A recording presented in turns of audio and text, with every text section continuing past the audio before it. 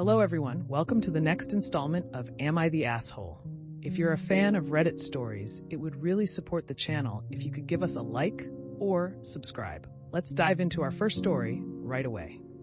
Am I the asshole for accidentally ruining my friend's kid's safe food? So earlier today, we were at a mutual friend's kid's birthday party with all our kids. Standard kid birthday party barbecue food, hot dogs and hamburgers.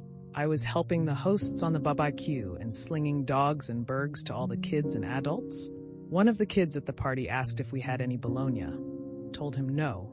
Bologna, only hot dogs and hamburgers, and jokingly said, but hot dogs and bologna are basically the same meat, just in a different form. Kid didn't take either. Grabbed some chips and went off and did their thing with the other kids.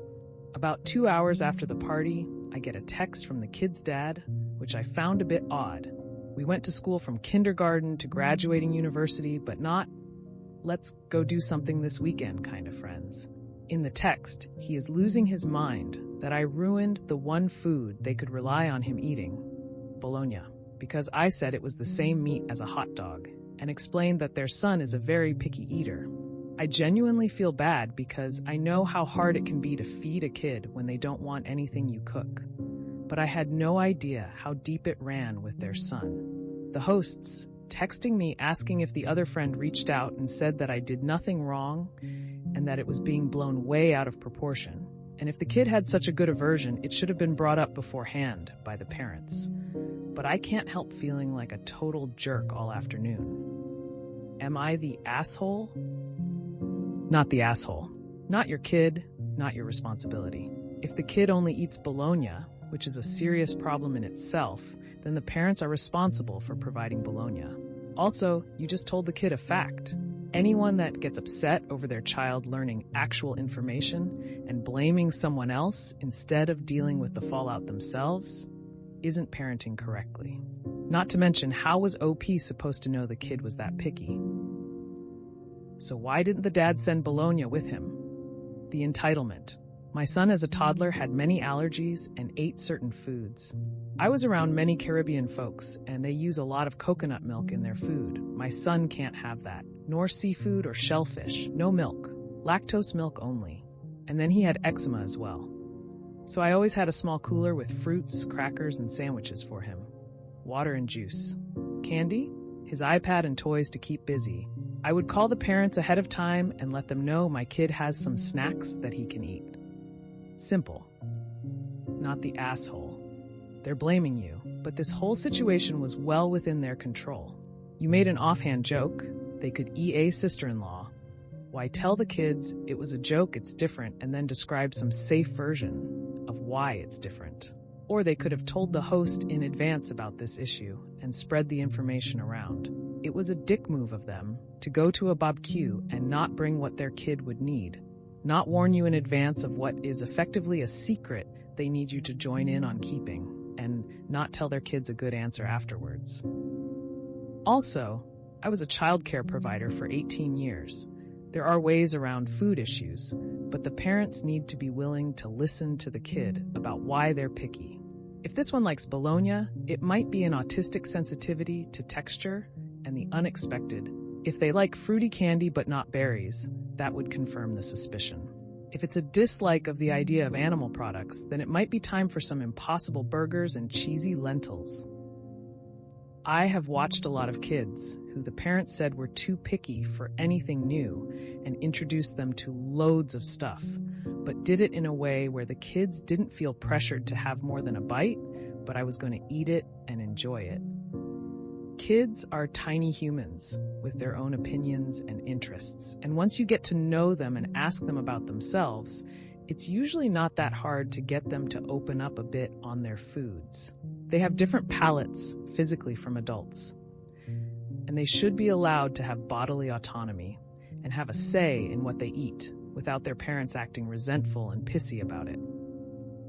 Am I the asshole for telling my dad he's the one who gave me the ultimatum, so he needs to deal with the consequences? My mom died when I, 17 male, was 5. My dad remarried when I was 8 and made a blended family with his wife and her 2 kids. Then they had 2 kids together. So I have step and half siblings. My mom's family were a big part of my life for the first 6 years, and then my dad and them fought because my dad had met his wife by then and he didn't like their reaction to the news. Essentially, he wanted to invite them over for my grandparents' yearly family barbecue, and my grandparents didn't want to include them. They told him they couldn't accept my mom's replacement. He got mad at them for feeling that's what he was doing, and he told them they could forget about seeing either of us again. He tried to keep me from them, but they filed for grandparents' rights. And Dad's lawyer said they'd win, so he said I could see them once every 3 months for 4 hours. It was way less than I was used to, but it didn't stop me being close to them. He invited them to his wedding, and they didn't come. It pissed him off more, and then he got super weird about it, and he suddenly started demanding invites again for his wife's kids when I was invited, and then when my half-siblings were born, he was including them in the attempt to force my family's hands.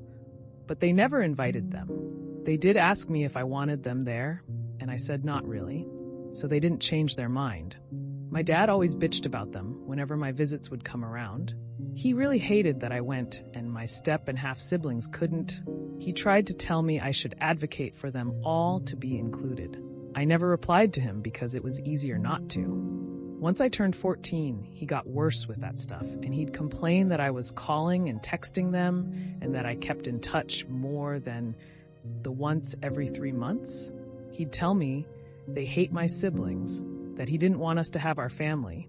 I told him that didn't upset me or make me mad, and it didn't change that I wanted to see them.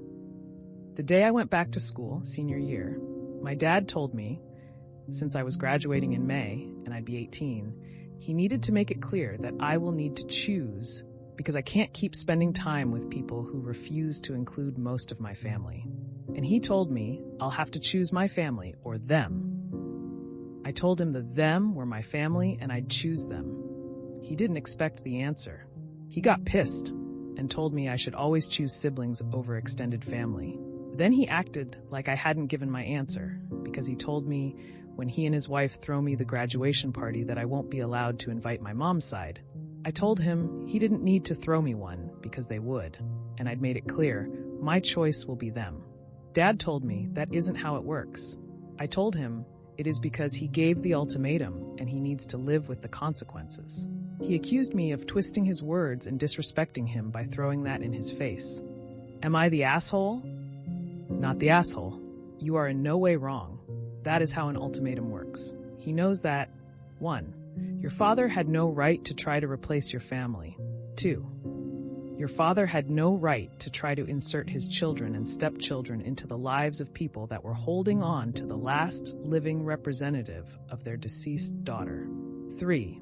Your father had no right to try and separate you from people that love you. 4. You lost a parent that will forever be in your heart. Your father should have respected that. 5. Lean on your mom's family as they love you. Your father is in love with a fantasy. Not the asshole. It seems that the adults in this story are all being very, very childish. These things do happen, however, and lucky you Hungry Cry 9109, are smack dab in the middle of it all. Your father is trying to gaslight you. Your grands cannot see past your mom's death, and that people do move on, i.e. your father's remarriage. Do you have any sort of relationship with your father's wife? Just wondering, because she was only mentioned at the beginning of your post. Have you asked your father why he chose your turning 18 as a cutoff point? Will you be going to college? Anyway, your father certainly didn't think through his little ultimatum master plan, and he has no idea what to do now. Is there any way you could have a serious discussion with him away from home, like at a coffee shop or bakery? Someplace neutral. There's a lot not being said here, and an earnest, one-on-one conversation is in order. Especially if your father is thinking that you'll be an adult once you turn 18. Show him you are currently the adult here, and, in the nicest possible way, ask him what the fuck was he thinking when he ultimatumed you. Edit. I now understand the court-ordered visitations will end once OP turns 18. It's so sad that there even has to be an ultimatum. Kinet, I'm not close to her, but I show her respect as one of the adults in the house. I don't think of her as more than that, though. I only have one mom. It's because I'll be an adult in the eyes of the law, and he thinks that means I should make the right choice. That I should be able to see how wrong it is to have a relationship with people who deny the whole family. I don't think a talk will really change much. What he wants is for me to pick him and the step family over my mom's side of my family. Well, that's another episode of Am I the Asshole in the books. I really appreciate all of you who made it this far into the video.